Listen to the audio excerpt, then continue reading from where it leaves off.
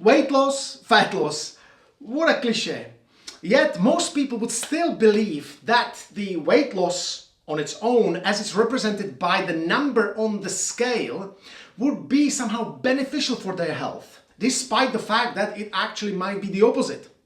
What about you? Can you distinguish between weight loss, fat loss? Can you incorporate it in your routine or in your lifestyle? Let's break it down a little bit. But at the end of the video, I would like to propose a different strategy to help you to gain a fresh perspective on this. Keep watching. Weight loss. What does it mean? I'm overweight. I go to the doctor. Doctor says you need to lose weight in order to maintain your health.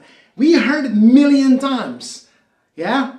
You need to lose weight. You need to lose. What follows? I go on a crazy diet. Or even worse, I stop eating altogether, or I put my body through some extreme process that is completely unnecessary. And then what? I weigh myself a couple days later, the scale number says I'm 2 kgs lighter. Great, time to celebrate. But what have we just lost? Where is the weight coming from? Is it fat? Is it muscle? Is it water? Is it bone? I don't know. As long as the number says I'm lighter, fantastic.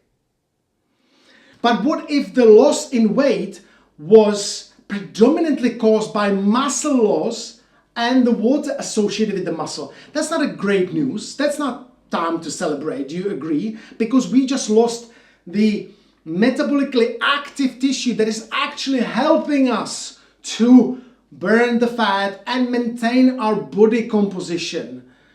So we need to be a bit more particular when it comes to weight loss and not be so dependent on the number on the scale on its own.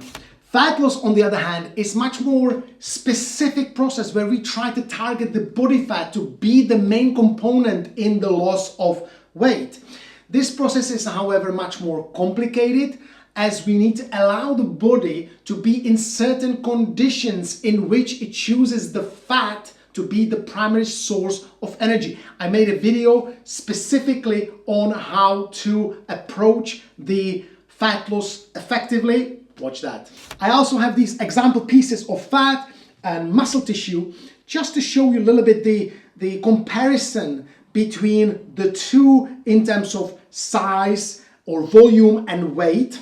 You've probably seen this representation before. Just understand that the muscle tissue is so much more denser and compact, right? So if I can take this piece, which is 1.5 kilograms, and this piece of fat, which is practically the same thing, not exact. I don't want anybody to put me on cross because this is not exactly, but it's close. It's just to get a rough idea of the size of the same weight of muscle and the fat. Yes? Can you see how much fat that is for this piece of muscle in terms of same weight, roughly. Yeah?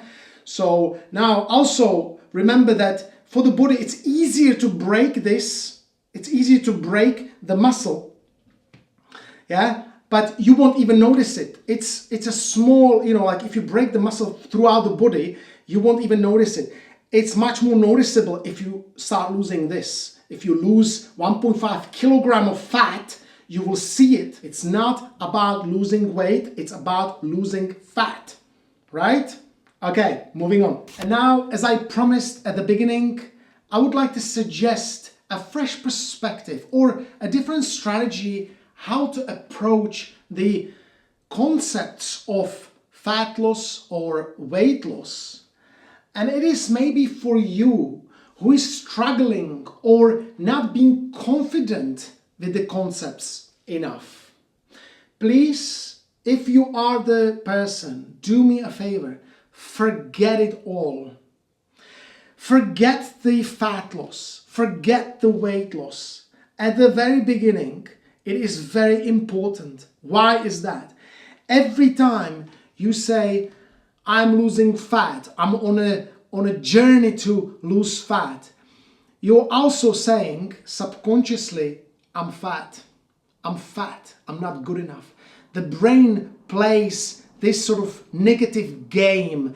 Consciously, you think, oh, I'm losing fat, I'm losing. What is the reason? Subconsciously, because you're fat. This is what resonates there.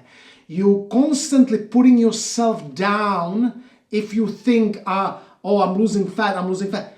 You're saying, I'm fat, I'm fat. Same with the weight. If you say, oh, I embarked on a journey to lose weight because, I was told and whatever, I'm losing weight. You're saying you're heavy. You're saying you're heavy, you're not good enough, you're fat.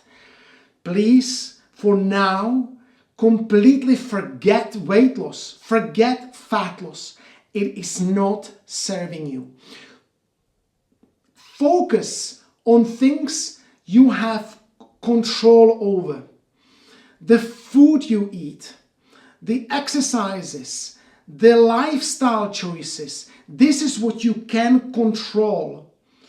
If you do it right, if you eat to support the muscle, it will mean in the long run that the fat loss will happen automatically. You do not have to think fat loss. You think muscle gain. Muscle, that is much more positive. Oh, I want to do whatever I can to maintain or increase my muscle tissue. Yes, if you do, automatically you will have a tissue that is metabolically active, that is burning the fat in the background. And it will continue to be the case. But it is much more optimistic to say, oh, I am finding my way to find new exercises, new fitness routine, and I'm into my food much more. It's much more optimistic than saying, I'm on a diet to lose fat. It's not serving you. I promise you, it is not serving you. Concentrate on things you can control, and then the rest will actually show you not even thinking about it. So please do me a favor. For now, forget fat loss, forget weight loss. When the time comes and when you're ready, you know it, you're ready to be more specific. You can always take the step and say, you know what, I'm going to target this subject a little bit more specifically. And you can always do that, but it will be much more, you will be much more elevated already, because the process that you are changing your lifestyle, your habitual patterns is already in place. You're only fine-tuning, you're only optimizing, yes, the process. So this is extremely important. Don't get caught up with the fat loss or the weight loss. Focus on things that excite you, that elevate you. Yes, all this you have really good control over. Okay? Thank you for your time.